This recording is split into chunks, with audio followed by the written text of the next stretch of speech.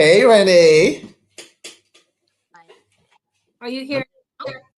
Yeah, I'm hearing you now. I'm hearing you now. How are you? I'm great. I'm great. I'm so happy you decided to do this stream. It's the first time we're really doing this stream. We are trying to create a stream for people who are trying to get into any aspect of entertainment, and we want to give them apart from what they learn at school, etc. We want to give them an honest look at the game. Now, first of all, I want to say hi, Steph. yes. Hold on. Hi, girl. Hey. How are you? Huh? How are you? Are you hearing me? I am fine. I'm fabulous. It's so good to see you. All right. Okay. So, Renee, who Miss Marshall, better known as I Am Scorpio. 21. Huh? Welcome. Yeah, I am Scorpio 21. Lord, forgive me, people. Renee, I've known you for years. Yes, I consider you almost like a sister, right? I don't think you are the most successful, one of the top 3 most successful music video directors that Jamaica has seen ever. This is my opinion. I mean, looking at your resume, it's astounding the kind of artists you've done. Thank you. You've worked on my personal favorite Peter Lloyd video, which is Pure Love. Yeah. I mean, if you love that track, the person who visualized and did everything is this lady, this beauty here, beauty within, beauty without, wonderful person. Now, you rose to the top with a group of persons. Let me see. Yeah. It's called you called yourself Scorpio 21. Am I correct? Scorpio. Right. Am I correct? Yes, you are. Yeah. Now, to my memory, I'm gonna try and make sure that I get this correct because I have the information here, and I was like, oh, me never know that. Oh, me never remember that. That don't make no sense to me. But what I realized is that you, when you started the company, it was you and okay. First of all, Jimmy Foster, big up yourself. Well gone. Thank you for being here. Thank you for being here, Jimmy. When and why did you step out of broadcasting and production? Because she was also a broadcaster and a producer. One of the linchpins of Hype TV, the first indie television station in Jamaica. Hype TV revolutionized television in Jamaica. And you were one of the linchpins. You're one of the founding members. You're one of the persons who made that revolution happen. When you stepped away from that into directing, and I don't think you started by just directing videos. I think you were doing other things outside of videos. When you, first of all, why did you make that decision? And how much nerves of steel did it take to step out of that into this new capacity that landed you into the role of being the best of what you do as a director? First of all, I just want to say thank you for all that compliment, because I've never, everybody's always seen stuff, nice stuff, very thankful, but I've never seen myself in those positions. I've always been someone that loved to do what I do, right? And that's not about you're successful because these stuff was just you love what you do, and that is doing what you love, Right. But let me get back. So I've never left Hype TV. I'm still even with Hype TV as we speak, right? But right. Even when I branched to do Scorpio 20, I'm still doing it alongside for Hype TV. Right. Right. So the first time I decided to do that because I need the extra funds, right? So this is my dream and all that. Yes, it was a part of to be producing stuff and directing, but I also want some money to stuff. Right. Producing for Hype TV, and I am familiar with the artist that comes there to do interview with me and all of that. I tried to collaborate efforts with my talent. So I decided because I want to step into that because I already had that art way because I was already dealing with artists.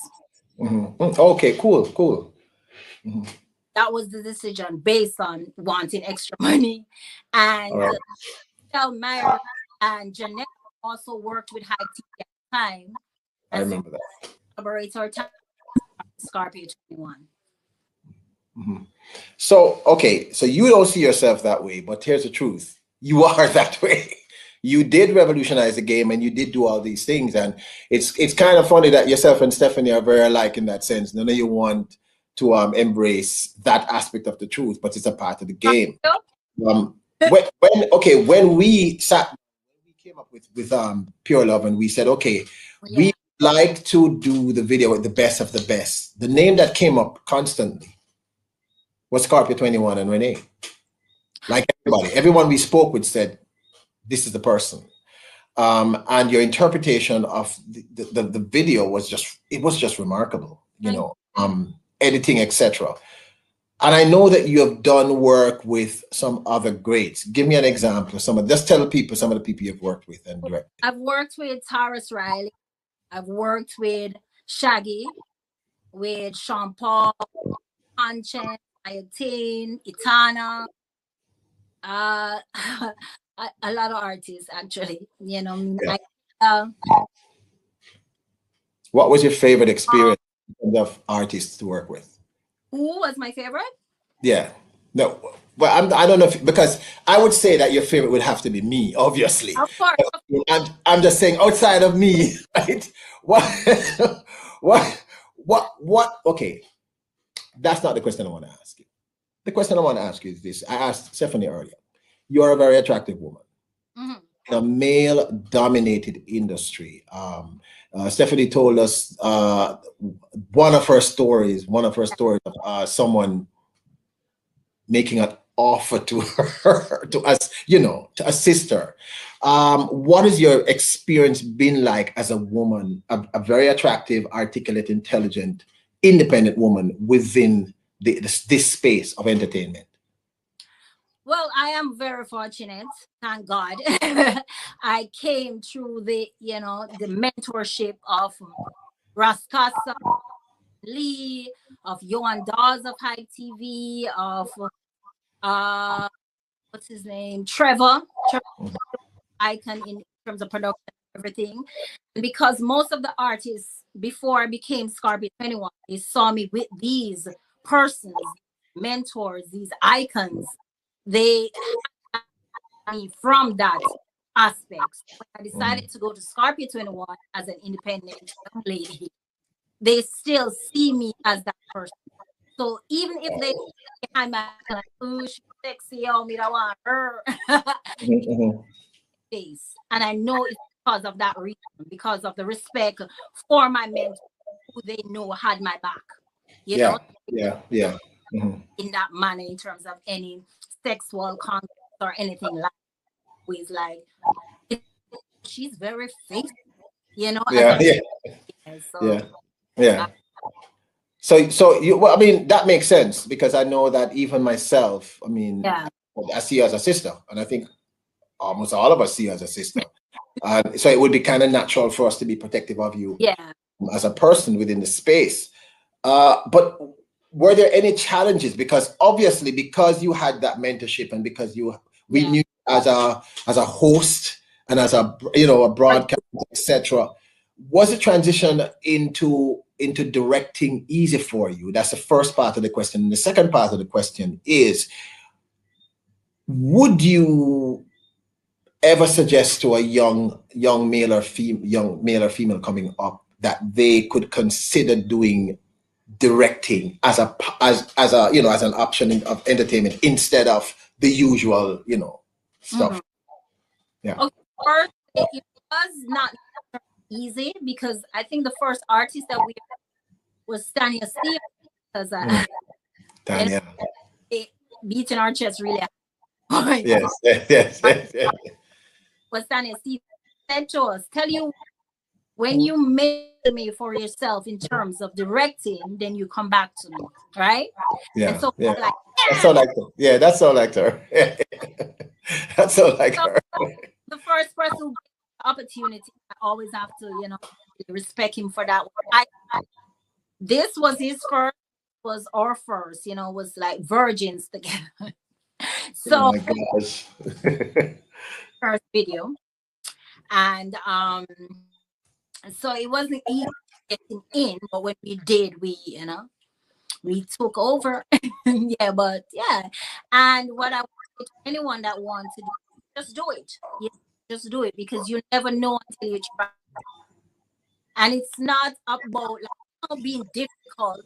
At some point, challenges, but it's about being creative and about thinking about you would like to see those songs look visually, you know. So Yeah, yeah. do it, you know. So I would Well, say it's, if you want to be a director, go ahead, do it. well, I mean, I think the thing is, most people don't have any idea as to how they would even get into that kind of thing. Yeah, You know? yeah. Yeah, you know what I mean? How, I mean, you just said you approached the great Tanya Stevens and she basically say, yeah, big up and bless up, but you know, when you're ready, come late. You know what I mean? When you're ready. And I think this, but clearly you persisted, because I guess one of the reasons why you are successful at what you do and remain successful is that, you know, no don't kill you, no never kill you. You say, all right, this person said no, and you moved on to another person.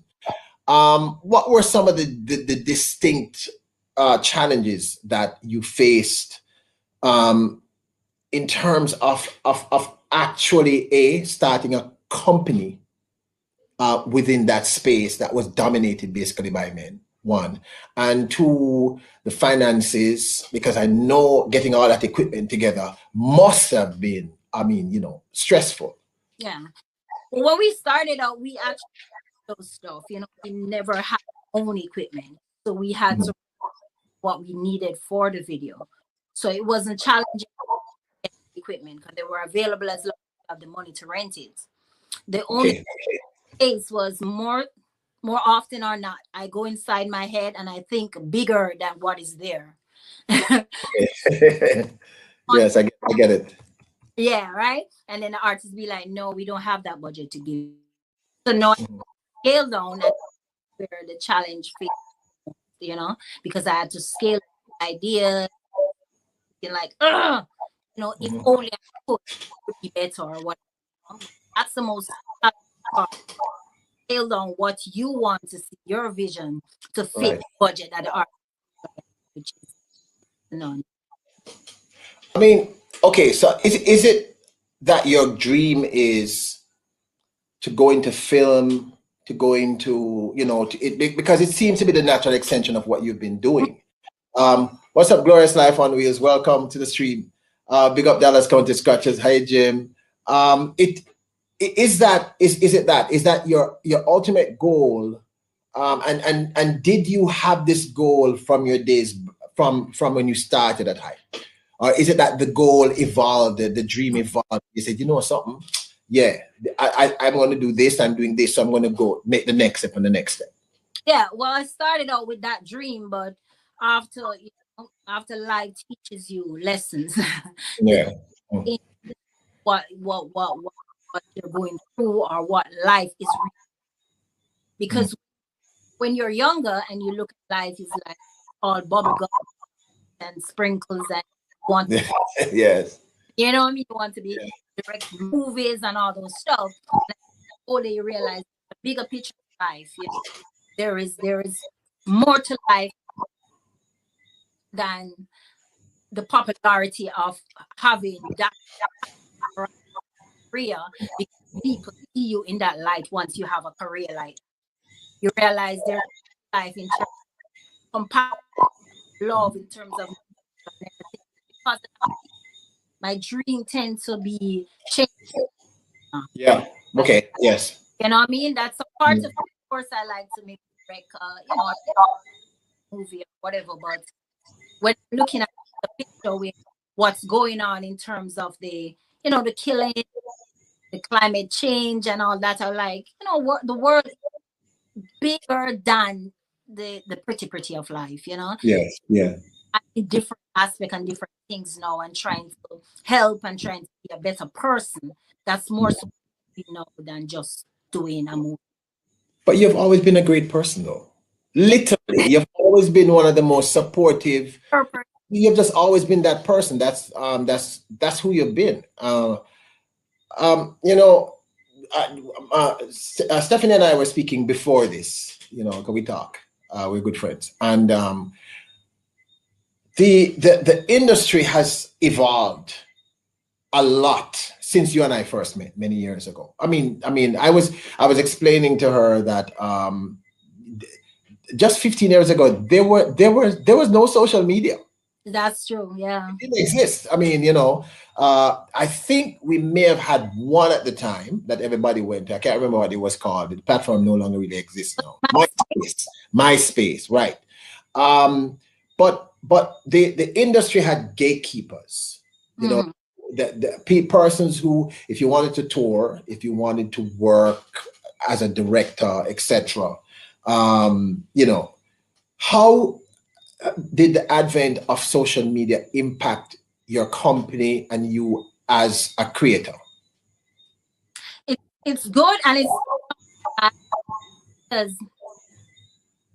you know, when you have a lot of same person doing things, water down the whole impact of the product. Right. And everyone have this free platform, their stuff on side that, oh, see that I become that without the proper training, without the research, or even the love for it. Right. So in that can be back water down the stuff.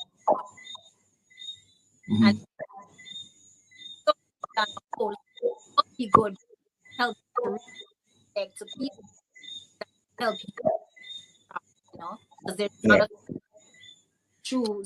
Renee, hold on a second there. Some of the persons listening are saying you're coming in and out. I'm not sure. Oh, I don't know. Maybe, how is the mic? Could you get the mic a little closer to you? Do you mind? Sure, I would have to go like really close. Let me see. Are Yeah. Okay. Go ahead. Yeah. Yeah, good and bad. You know, for me, the good part about it is to connect to other people and learn from them.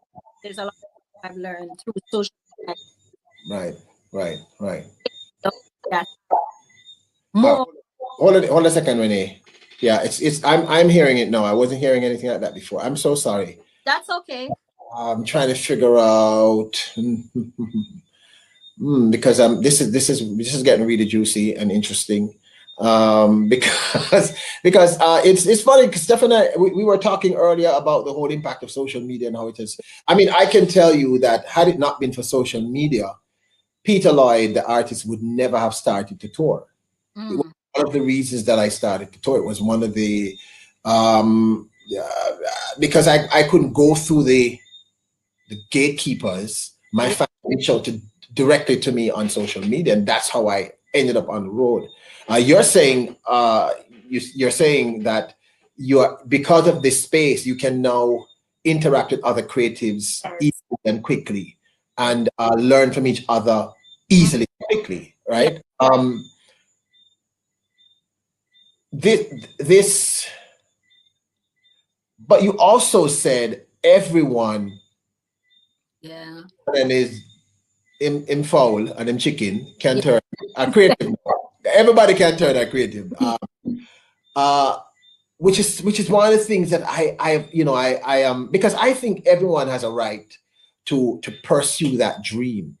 You know, even if you're tone deaf and you want to sing, I think you have that right. No, I really think you have that right. It might work, but what I also wonder, and you kind of said it, when all these creatives get together in this space, could it be that it's better for entertainment in general? Because no one can say I didn't get there because the record label didn't sign me, or I didn't get this opportunity, because you're speaking directly to people, and if they like the product, they like it, and if they don't like the product, they don't like the product. how do you see social media impacting the arts, the creatives generally in the foreseeable future? Because we are becoming more and more dependent on this thing. You know, I said to Stephanie earlier, I see a lot of great looking artists and I admire them, but I can't remember their music. I can't. Yeah. Look, but I can't remember their music. And I'm not saying that they're not talented, but the focus is on the visual. Yes, yes. Okay? And there's no substance. Yeah. I know, let me not say that. That's unfair to them. Because the focus is so much now on the visual, especially with our female artists, we don't get to listen to this, you know, the meat. Mm-hmm. The meat. How do you see it impacting all of us? Yeah, but the thing is that, as you said, we all have choice. Mm-hmm. You know what I mean? So if you're what you want to hear, because it does, to me, it doesn't matter how you look. If I'm here to hear you sing, no connection with me, or I'm just gonna listen. But okay. Listen to you, even with your song. Sorry, but shit, because you look right. individual, and as you say, everyone choices. So if you decide, you know, listen because of how they look, sound like, then it's on you. So I don't think it impacts anything unless the individual decide to be a part of it. But I realize well, you can change it, but what it is, what I don't like it, where you have people know that deep. Renee, hold on a second. For some reason, the same thing is beginning to happen again. All right, give me a sec. Yeah. I'm going to take off air for 1 sec and let me see how I can fix this. 1 second. People, we're speaking to Renee Marshall. Renee Marshall is, I would say, the most successful female director that Jamaica has ever had. She's worked with the likes of Shaggy, Sean Paul, Taras Riley, Peter Lloyd, and many more.